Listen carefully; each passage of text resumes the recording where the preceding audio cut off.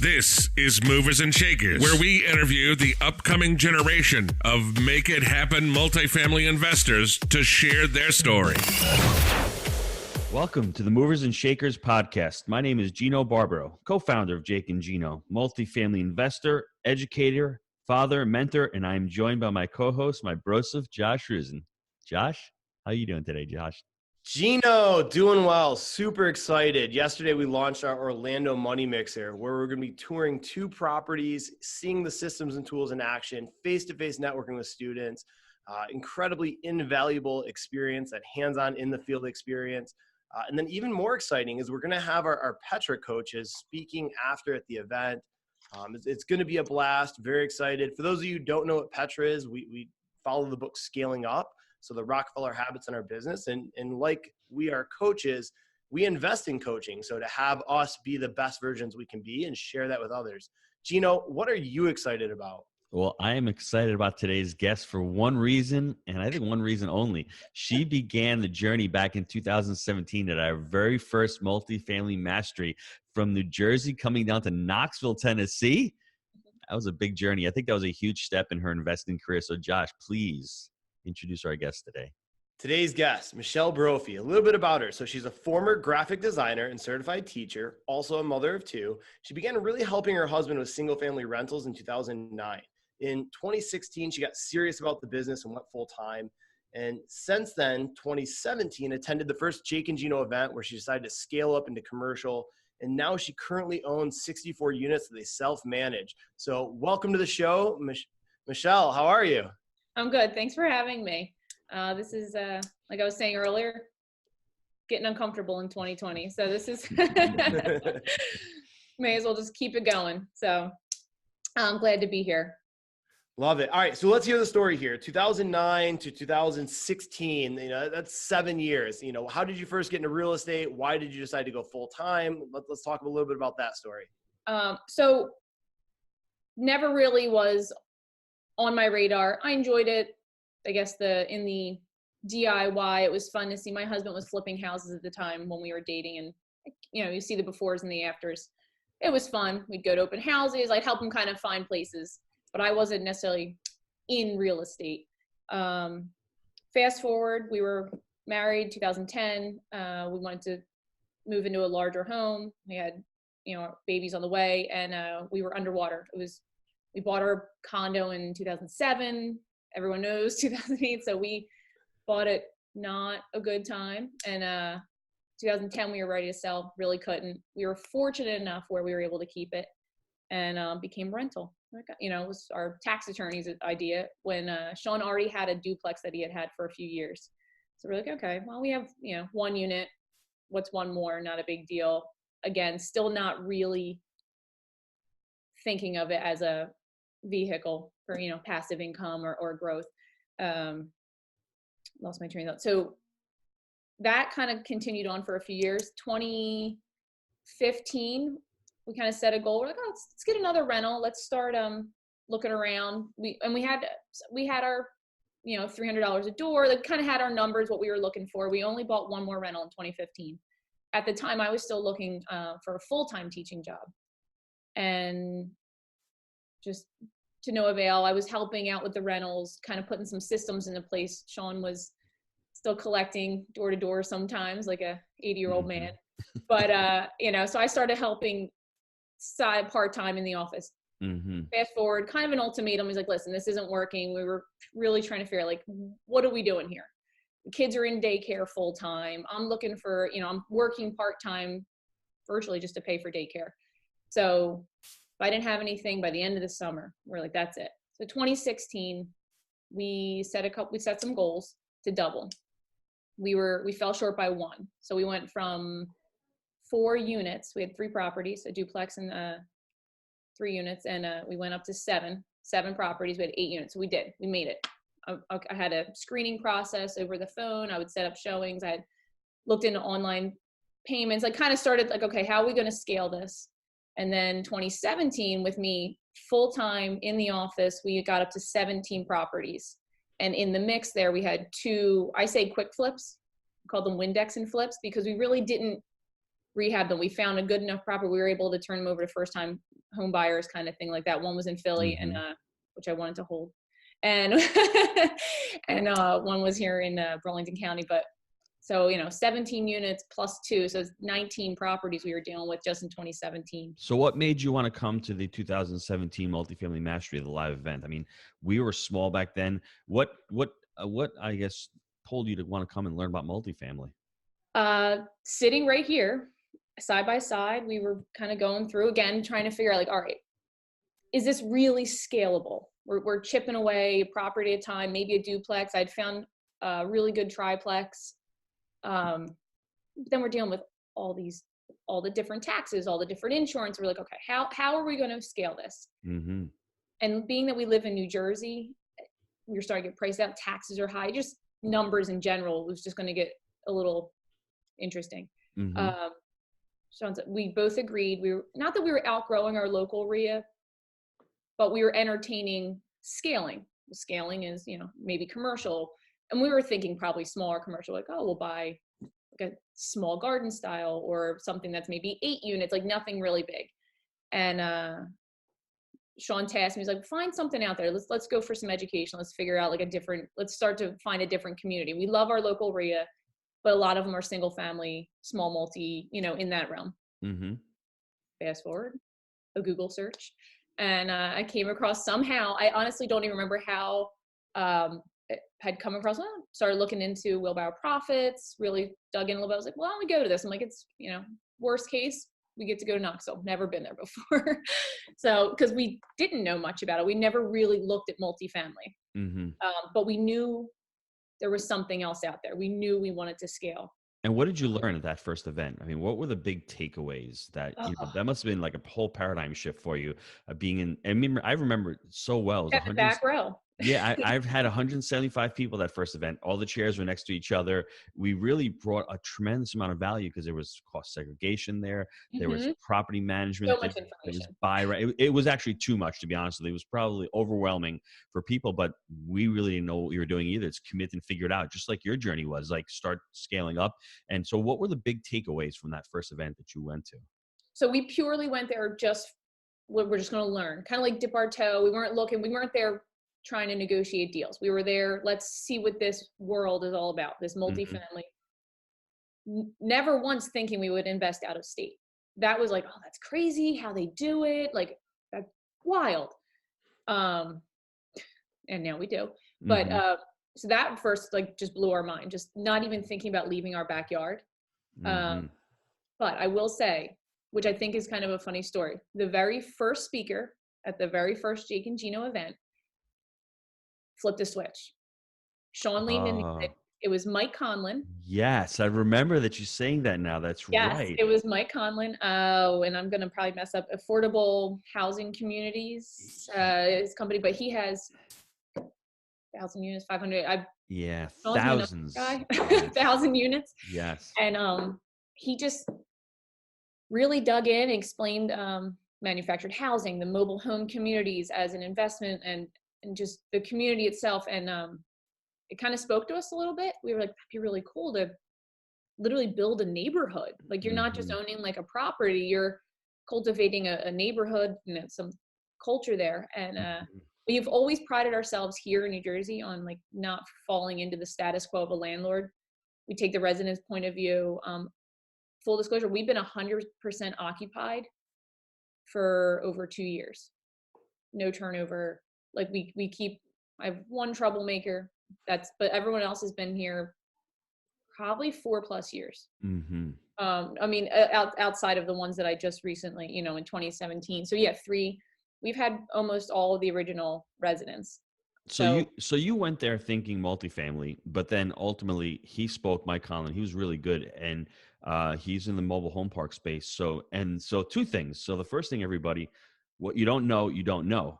Investing out of state, most people can't even fathom that, right? And now you're doing it. And number two, going in there looking for multifamily and then flipping the switch and saying mobile home parks. That's huge. What else? Do you remember taking anything away? Because I know you've been to the second one and the third one. We've been all of them. Yeah, there's definitely been a progression. I think more as we've been growing and scaling our business, we've been adding business systems into it and talking about culture and people into the. Oh yeah, mindset was a real big thing this year. I Mhm. had my girls with me this year, as you guys saw, but so that was kind of interesting because we are kind of virtually like a mom and pop right now. But going back to the first one, so yes, it was interesting seeing how it changed our mind. We're not buying property, we were buying businesses. Mm-hmm. So that was definitely a mind shift with single family homes. You are the business. Each unit can be a little different in its own right.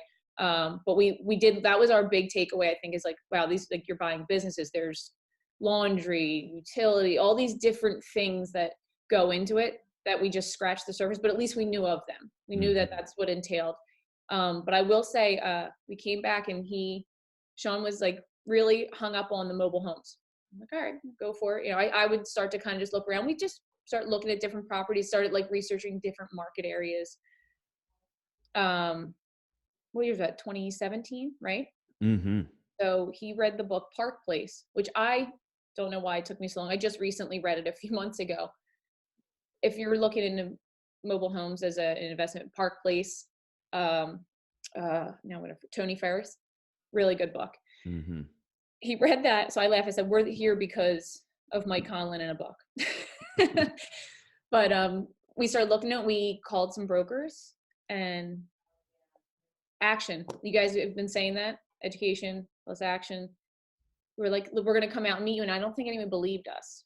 We do what we say we're going to do, and we were really just, again, we flew out to Indiana purely for education. Like, let's learn what this is about. And the broker was just totally flabbergasted. He's like, you're in front of me. You're sitting here having a coffee. I'm like, well, we said we'd be here. Mm-hmm. So we flew out and just fast forward a little bit. We ended up leaving that first multifamily and buying our first mobile home of June. It was May 31st, 2018. So that's 5 months.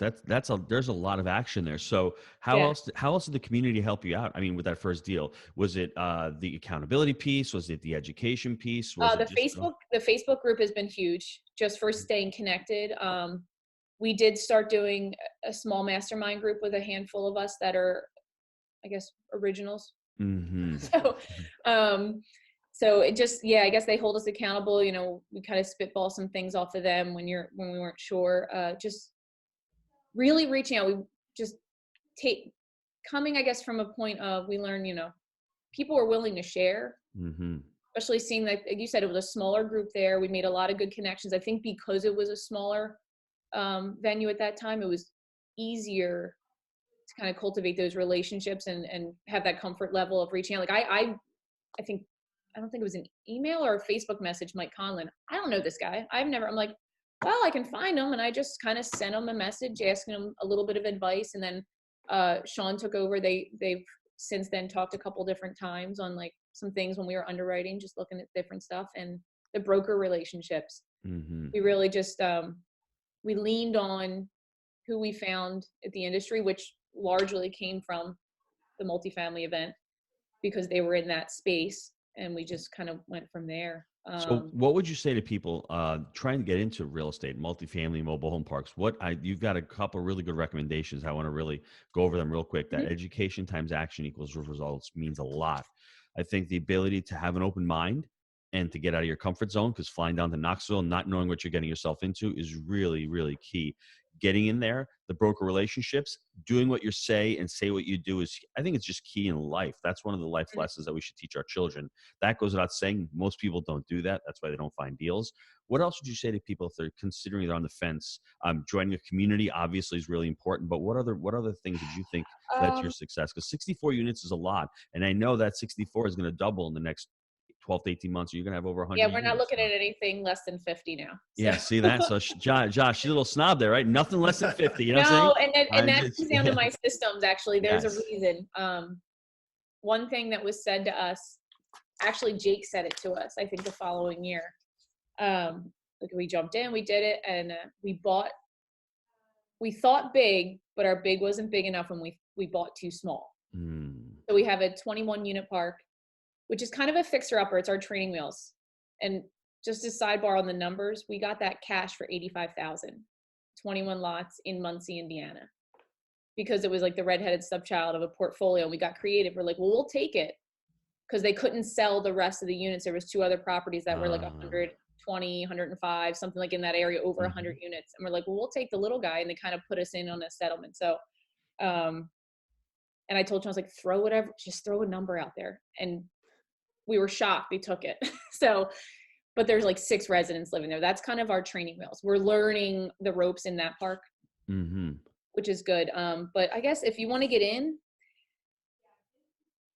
just be humble. I mean, ask questions. There's so many people. If you're coming from the right place, people want to share. They do, like and we've learned that because we've talked to other people and how they've approached brokers. We're like, well, you got to come from the right place and be truly, like, we never really wanted anything outside of just learning an industry, whether it be from the Jake and Gino event, flying out to Indiana to meet the broker. Like, we weren't there trying to immediately negotiate and jump on and grab something. We were truly just coming from a place of, I'm trying to gather information so that we can figure out what's best for us. Just ask questions. I mean, I guess that's the teacher in me too. Like, I'm an academic, like, ask questions. I seek out information all the time. But really it's that and the relationships. I mean, join the communities. I just recently been listening, Faircloth, we have the Invest Her podcast. I started going to her, and this was like a 2-hour drive for me. I drove North Jersey, right outside New York, just to go to a meetup. So I've been really trying to get out there and expand who I'm getting my information from. And that's, it's investors. So it's female investors. So that was kind of different for me, because I've definitely felt more of I'm helping out, kind of. And I just this past year really realized how much I'm pretty good at it as far as managing these properties and taking it at my own role to step up and get my own information and my own education. But just find the communities that fit you. Not everyone fits you. We've gone to some things where, just wasn't a right fit. You find somewhere else. And I know I'm kind of talking, so I wrote this down too, because I was trying to think, but yeah, you just ask questions and seek out the community. Yeah, Michele, here's a good question for you. So you mentioned before you went to that first live event, you said you had a lot of limiting beliefs, right? We can't scale up, we can't invest out of our own backyard. What triggered that transformation or that switch to go from we can't to we can to implementing? Because that's huge. And that's where most people can't get out of their own way, to go to 0 to 1. Yeah. So I would say that Sean and I are yin and yang.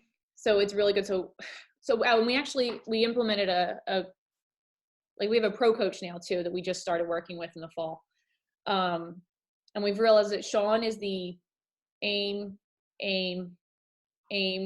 still looking at it. We're trying to figure out if we should do it. And I'm like the aim, fire, let's go, let's keep going. So I absolutely research things and I look into things, and I'm a little bit hesitant, but I've always been welcome to change. And as soon as I went to that event and I was like, they're doing it.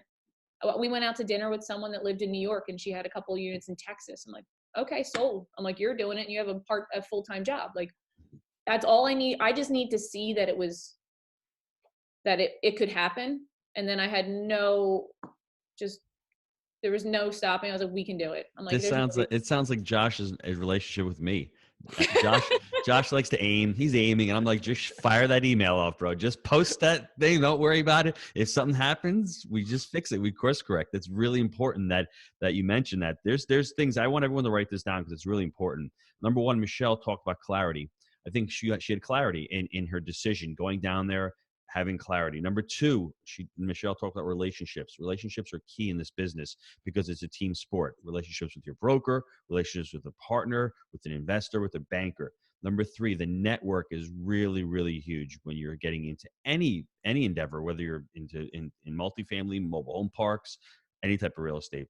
And number four, she said, ask questions. Don't be afraid to ask questions and get out there and get out of your comfort zone. So those four, I think, have really shifted everything for them. And just getting out there and going to these different events, driving 2 hours to a meetup, you never know who you're going to meet there. You never know how you're going to add value. And also coming from a place of value. I think ultimately high level people are usually portrayed as being greedy, as always wanting something.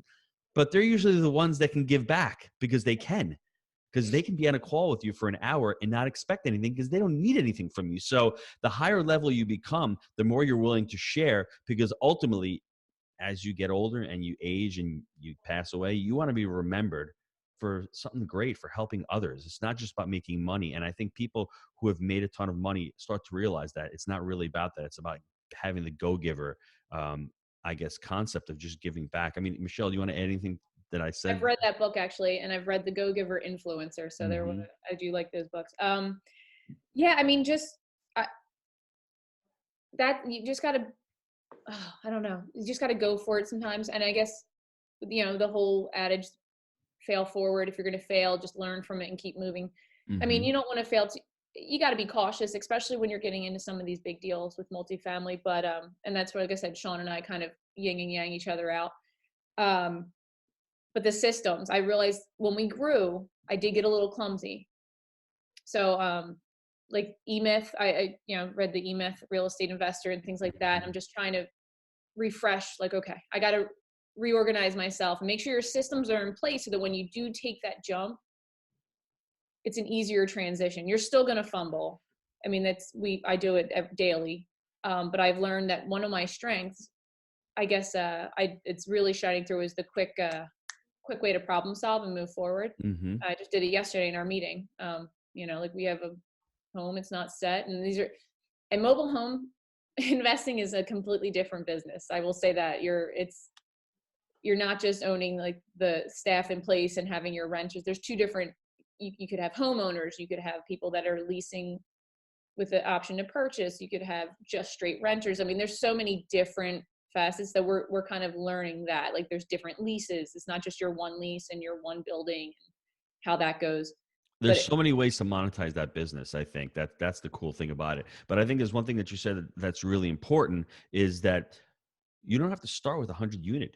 You can start small, and then you fail forward. And these smaller properties, as you fail, they're not these big colossal mistakes, and you can scale. I think people get caught up in this internet world that we're living in, Instagram, and seeing everyone else is closing 300 units here and 200 units there.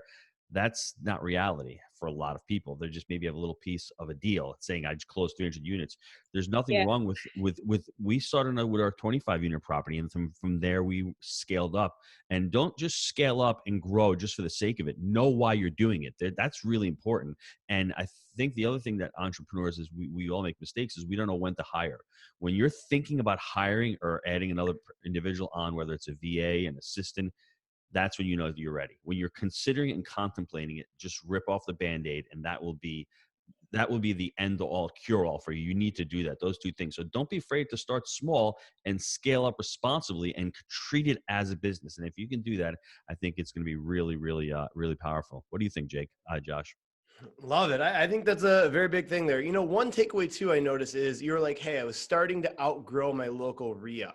So when you surround yourself, like you said, Michele, with people that have the results that you want, that are doing what you're looking to do, all of a sudden you can realize I can do it. It's almost like the Bannister effect. For those of you who don't know, Roger Bannister is the first guy to run under a 4-minute mile. Before then, they didn't think it was physically possible. And as soon as he did it, a ton of people started doing it, right? So just because someone else has done it means you can do it as well. They're human, you're human, I'm human. It's just having the right knowledge, taking the right actions, and having the right network. Don't overcomplicate it. I agree. Let's take a quick time out to hear from our sponsor. Hey, Gino, the two most common questions I've been asked have been, how do I get into real estate and do my first deal? The other question has been, how do I scale my real estate portfolio? Get those all the time. We have great news for you. Gino, tell them about it. We can help you answer both of those questions. We have a 2-day investor training coming up in Pittsburgh on March 28th and the 29th, where attendees can learn our 3-step proprietary framework: buy right, manage right, and finance right. Our 3-step framework has helped hundreds of real estate entrepreneurs successfully get started in real estate with no experience, and it has also helped experienced real estate entrepreneurs take it to the next level. If you want more information on this event or to sign up, visit www.jakeandgino.com/WBPL. Okay, so Michele, some quick, short answer questions for you. What is your best habit for success and why? So this might sound like an oxymoron, but social media. I know it's necessarily sometimes determined as a bad habit, and we tell our kids to, cool it. But let's dive into that. So elaborate. So, what can be considered as a bad habit has become one of my best attributes to the business. So, Sean was never really into it. That's how I've kind of held on. Like I said, the Facebook, that was probably where I started. The Facebook Wheelbarrow Profits group, just kind of just feeding through, reading through different conversations, trying to add in. I'm more of a voyeur, just absorbing information. And then I really started to jump in, especially when I knew we were going to be doing these deals, asking questions for different management things, utility questions, stuff like that. And then I started seeking out I use social media more now for the business than just finding out someone's birthday and posting a meme. So it's definitely become a vehicle for me to get out there, especially if you're investing out of your state or out of your backyard.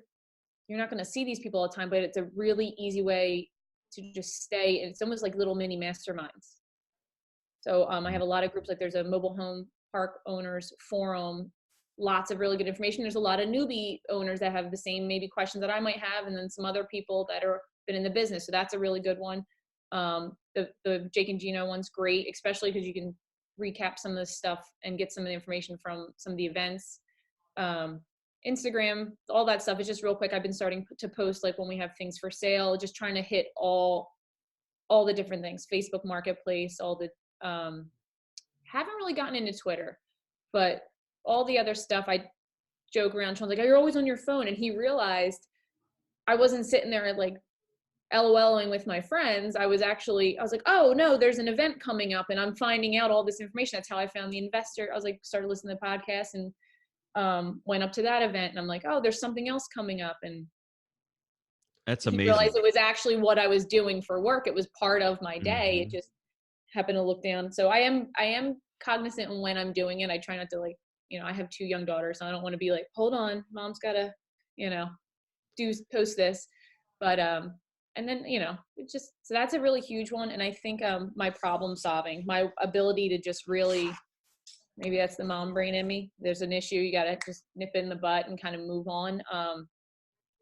I've been really good with it lately. Just really trying to, the joke in the house is Sean's calling me Tony Robbins lately, because I've just really been okay, how do we take this and let's move on.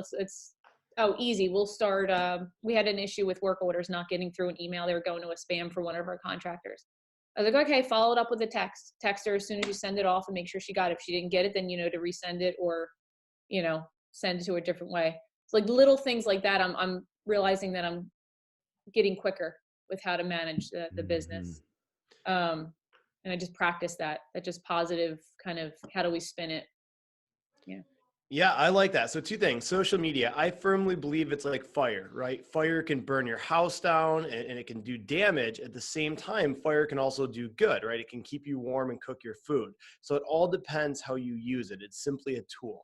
So love that. I love that. That's good. And then also your mindset. So I truly believe our mindset is the lens in which we view the world through, right? It's like traffic, for example, shouldn't make you angry. It's our human reaction to it. So when you hit a problem, if you're looking for solutions, the brain's a powerful computer. It's going to go out there and find them. So I attribute that to your mindset. So love that as well. What about your favorite book you've ever read and why? I was thinking about this. So I will say, I already said that I'm currently reading Compound Effect, which I am liking. I've been, I think, really heavy on the mindset stuff, not so much business specific, but just how to take these things and move forward. Business book for our industry, though, I think Park Place has been really good for me.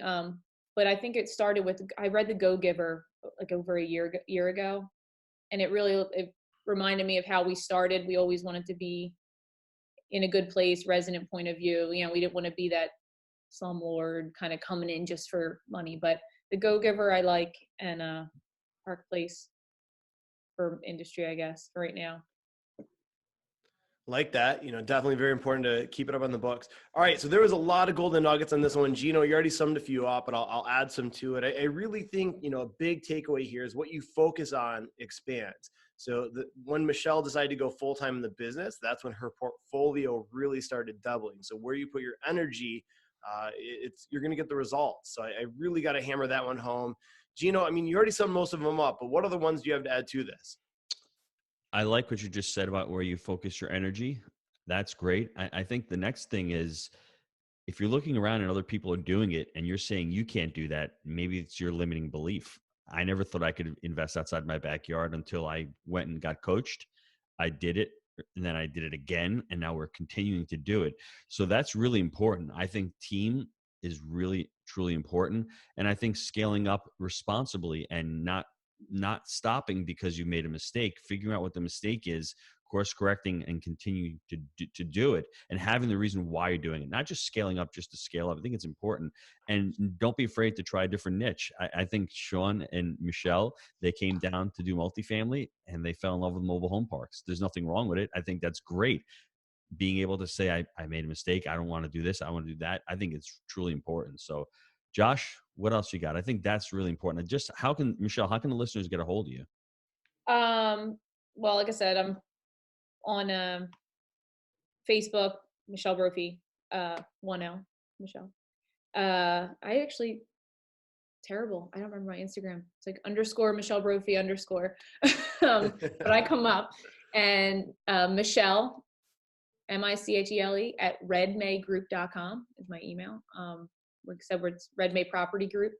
So, I mean, awesome. Well, guys, I want to Wheel About Profits. I know a lot of people probably on here, so yes. I'm around. Nice.